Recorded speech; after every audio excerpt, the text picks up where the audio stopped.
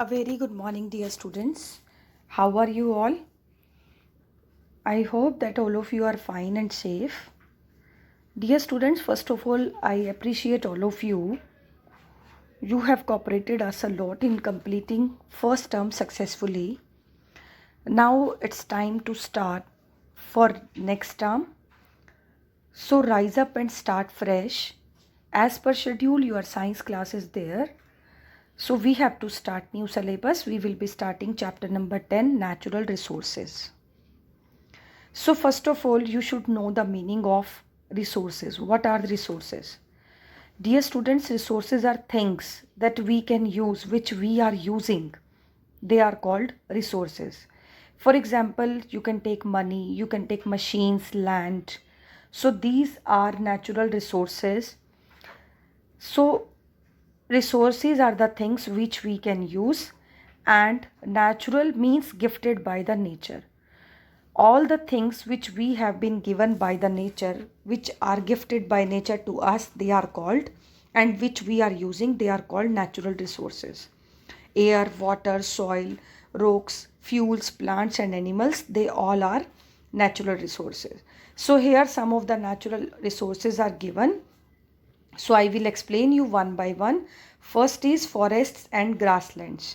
Forests and grasslands, how they help us? They help us in many ways, right? They give us wood and grasses to make paper, and they give us timber, firewood and medicines. They give us timber, firewood and medicines. People graze farm animals on grasslands. They can take their animals to the farm on grasslands for grazing and in forests. And they can also collect fruit, roots, honey, bamboo and other things from them.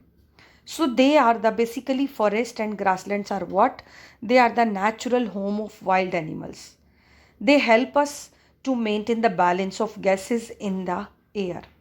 They also protect the soil from being carried away. The roots of plants hold the soil firmly and stop it from being washed away or blown away. So basically, roots of plants. What is the role of roots of plants? They hold the soil firmly and they help to stop it from being washed away or blown away, because with the help of rainwater, soil or roots of plants, soil can be washed away or blown away, but roots of the plants, they help us to hold the soil firmly. So how forest and grasslands help? They help us to maintain the balance of gases in the air. They give food and shelter to animals. They protect our soil, and they give us timber, paper, firewood, honey and medicines. Next is wildlife. Wildlife means what? All the organisms living in their natural surroundings. So it includes all organism living in grasslands, oceans, lakes and so on. So on. Some of these like fish and other aquatic animals which we can use for eating. So they are of use to us directly. But some animals which we cannot eat, it doesn't mean they are of no use. They help us to maintain the environmental balance. So they are helping us in many different ways. So this is the image of forest and grasslands and wildlife. So students, you must have learned that in all the organisms are linked together. In last chapter we have discussed about the food chain, how the plants and animals, they are dependent on each other. But when even one organism vanishes from an area, disappear from an area, the survival of many other organisms gets affected. So this upsets the environmental balance. And since we too are connected to everything in the environment, it affects us also. So we can take example of food chain, how the animals and how the plants and animals, they are dependent on each other. When one plant or animal vanishes, disappear, and it affects other plants and animals also. For example, say we kill the tigers, if we kill all the tigers in a forest, the deer in that forest may multiply very fast, because tigers eat deer. If tigers are not there, then who will eat deer? Then deer in that forest may multiple. So deer in that forest may multiply very fast. Now deers are more. What they do, they may eat up all the plants, and a time may come when the forest vanishes, because if deers are more, then they can eat all the plants, and one time will become when the forest vanishes and soil gets eroded and place become a desert. So when an organism vanishes or disappear from a place or from the world, we say that it has become extinct.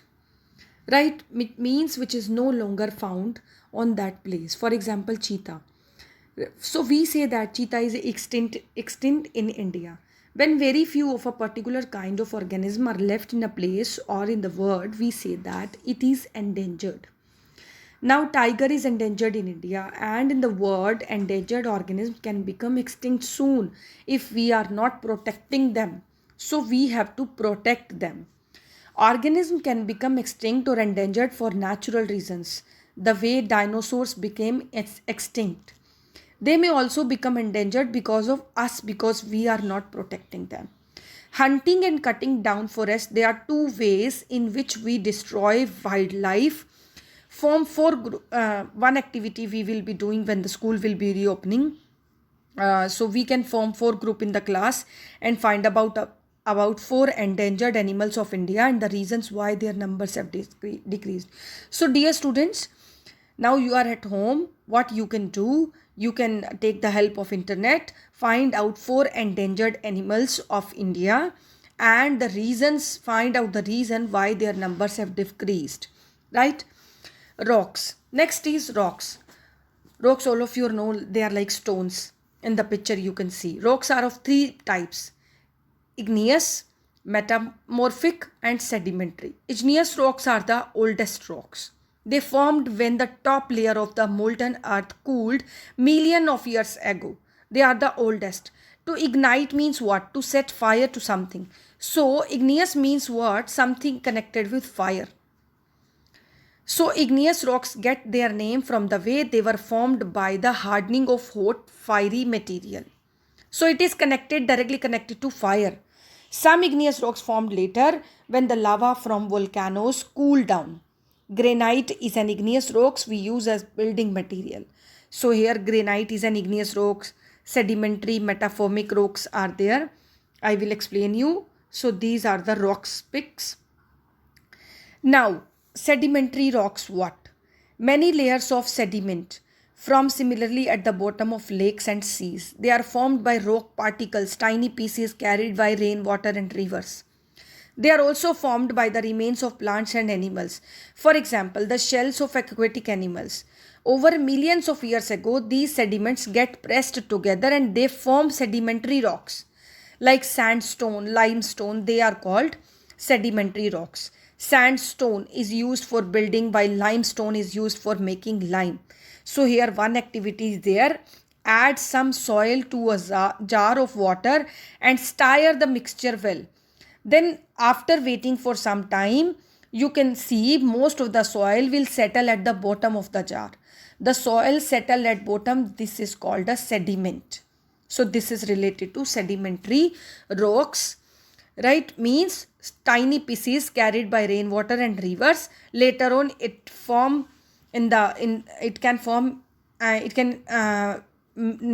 make in the form of sedimentary rocks, and sandstone is used for building and while limestone is used for making lime. Next is metamorphic rocks. It means changes of form. When igneous or sedimentary rocks get buried underground, they sometimes change into completely different rocks. Why? Because this happens because of pressure and the heat inside the earth. So new rocks formed from igneous or sedimentary, they are called metamorphic rocks. Marble and slate are two metamorphic rocks used for buildings. So three types of rocks we have discussed: igneous, metamorphic and sedimentary. Igneous, that is related to fire and it is the oldest rock. Right? So igneous means something connected with fire. And how they get their name? Because they were formed by the hardening of hot and fiery material. And later on, when lava from volcanoes cool down, then some rocks are formed. That is the example granite. So we can use as building material. Sedimentary rocks, soil can collect in the form of sediment. We have done one activity here. Add some soil to a jar of water. You can try at home also. So these are called sediments. So this is called sedimentary rocks. Next is metamorphic, means changing of form. Igneous and sedimentary rocks gets buried underground, then they can change their forms. So these are called metamorphic rocks. Marble and slate are examples. Next is metals and non-metals. Rocks are made up of metals or non-metals. Usually these substances are all mixed up together, so it is very difficult to take out only any one metal or non-metal from rocks. But some rocks have a lot of particular metal or non-metal. We call such rocks ores. Hi. How? Mines are dug to get ores. How we can get ores? Mines are dug. The mines can be open pits or long tunnels. After the ores are dug out, they are purified. This means things mixed with the metal or non-metal we want are separated from the ore. So different ores are purified in different ways, but most of the processes including heating very strongly. Iron, copper, tin, aluminium, they are some useful metals. Gold and silver are called precious metals. Steel is made from iron, while brass and bronze are made by mixing together copper and other metals. So these mixtures of metals are called alloys. So metals are known and non-metals are what? Rocks are made up of metals and non-metals. But usually all the substances are mixed and it is very difficult to separate them. But some rocks have a lot of particular metal or non-metal. We call such rocks ores. So to find out the ores, mines are dug. It can be open pits or long tunnels. After the ores are dug out, they are purified. This means things mixed with the metal or non-metal we want are separated from the ore. And different ores are purified in different ways, but most suited way is to heat very strongly. Iron, copper, tin and aluminium are very useful, and gold and silver, all of you know that, are very precious metal. Steel, how steel is made from iron, and brass and bronze are made by mixing together copper and other metals. And these mixture of metals are called alloys. So these are the examples of igneous rocks, sedimentary rocks.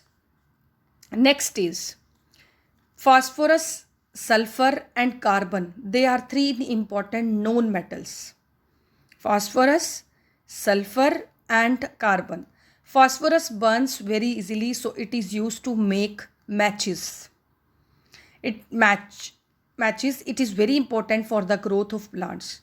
Plants draw it from the soil. We too need phosphorus for strong teeth and bones. We get it from milk, fish, meat, eggs and pulses. And sulfur is a yellowish solid. It is used to make medicines, fireworks, matches and dyes. It is also used to make the liquids acid which is used in batteries. Coal and graphite are some forms of carbon. Coal is used as a fuel. Graphite is used to make pencil lead and batteries. All known metals do not come from rocks. Oxygen and nitrogen, two of the most important known metals, they come from the air. So phosphorus, sulfur and carbon are three important known metals. Phosphorus burns very easily, so it is used to make matches, and it is very important for the growth of plants. And plants draw it from soil. So we also need phosphorus for our strong teeth and bones. How do we get? We get it from milk, fish, meat, eggs and pulses. Sulfur is what? It is a yellowish solid. It is used to make medicines, fireworks, matches and dyes. It is also used to make the acid in batteries. And coal and graphite, they are forms of carbon. Coal is used as a fuel. Graphite is used to make pencil lead and batteries. All known metals do not come from rocks. Oxygen and nitrogen, two of the most important known metals, come from the air. So these are the pictures of metals and known metals. So dear students, we have discussed about up to metals and known metals. Read it carefully. Understand the concepts, understand the terms, and next half reading we will be carrying out in next class, and try to solve back exercise of this chapter. Right? Thank you. God bless you.